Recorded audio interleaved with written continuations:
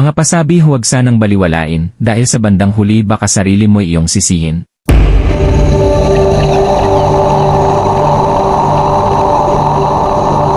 Magandang umaga mga ka-nego-issue, ito na po ang pangalawalang bahagi ng aking salaysay.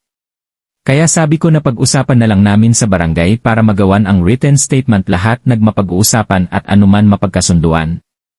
Nagising siguro sa sinabi ko, kaya todo pakiusap siya na bawiin ko yung complaint dahil hindi daw alam ng asawa niya na may utang siya sa amin. Sabi ko, labas na ako dyan ading sa magiging problema nyo. Hanggang sa todo pakiusap si customer at hanggang sa naawa na rin ako dahil sa tono ng pananlita ay nawala na po iyong pagiging arogante niya. Kaya binigyan ko siya ng pagkakataon para bawiin ang complaint. Kaya ang sabi ko ay bigyan niya ako ng collateral para bawiin ko ang complaint. Kahit ngay at CC ng motor pero ang gusto ko ay original. Iyon po ang sabi ko sa kanya. Kaya medyo nahimasmasan si customer at nagpaalam siya para kumuha ng collateral at nangakong babalik. Sinamantala ko naman po na gumawa ng written statement para pipirma na lang si customer kung sakaling babalik siya. At bumalik si customer ng bandang hapon na, tiningnan ko kung original nga ba o hindi ang papales ng motor niya. At sa pagkakataon pong ito ako ang nagdesisyon ng petsa kung kailan siya magbabayad. At binigyan ko siya ng 1.5 buwan. Pero umaalma pa si customer sa binigay ko pero wala na siyang nagawa dahil nakapirma na siya. 2 ang ginawa kong kopya at ibinigay ko sa kanya ang 1 at nagdala din ako ng kopya sa barangay nila sabay bawi po sa letter of complaint. Hanggang sa umabot ang pinagkasunduan at di ko inasahan na makikiusap pa uli si customer na humirit pa ng 1 ligong palugit. Kaya lahat ng bagay na ito ay handa na po tayo kaya pinagbigyan po natin si customer kahit sa loob-loob natin ay galit na po tayo. Tama po ba? Sa mga nakaka-relate po dyan, alam ko napapangiti po kayo. Pero ipinaalala ko kay customer na kapag hindi pa niya masunod ang hiningi niyang palugit, ay kailangan na naming isagawa ang kasaunduan.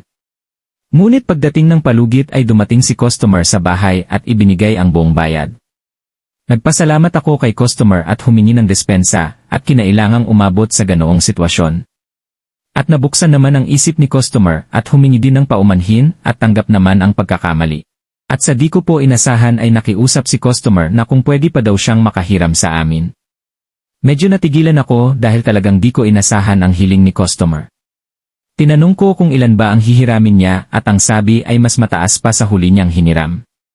Kaya napaisip ako at dahil ayaw ko naman napahiyahin si customer, kaya sinabi ko sa kanya na pag-uusapan pa namin ang naging sitwasyon ng account mo kung mabibigyan ka pa namin sa pangalawang pagkakataon. Sinabi ko po yon para hindi ko paasahin si customer. Pero sa mga ganitong sitwasyon sa mga customer namin ay sira na po ang kanilang pangalan at hindi na sila makakahiram. Gustuhin man po nating patuloy na tumulong pero ayaw naman po nilang tulungan ang sarili nila ay wala na po tayong magagawa. Kaya sa may ganitong personalidad ay sana baguhin po natin dahil marami pong handang tumulong kung marunong lang po tayong tumupad sa ating mga obligasyon. Ang mahirap kasi sa iba hanggat may mautangan ay sige ng sige na hindi na nila iniisip ang magiging resulta pagdating ng araw. Wala pong masama sa pangungutang dahil sabi nga nila na mas marami pa nga daw utang ang ibang mga mayayaman. Pero alam naman po natin na ang utang nila ay ginagamit para lalo po silang yumaman. Kaya tayo pong mga ordinaryong mamamayan, mangutang lang po tayo ayon sa kaya natin bayaran. Huwag pong maghangad ng mga bagay na idadaan po natin sa utang. Mga ka-nego-issue, diyan na naman po nagtatapos ang isa sa mga karanasan ng aming paninigil. Hanggang sa muli, maraming salamat at mag-ingat po tayo lagi. God bless us all. Ating sanang pakatandaan, utang ay hindi aabot sa gipitan, kung ang ating obligasyon ay hindi natin pinabayaan.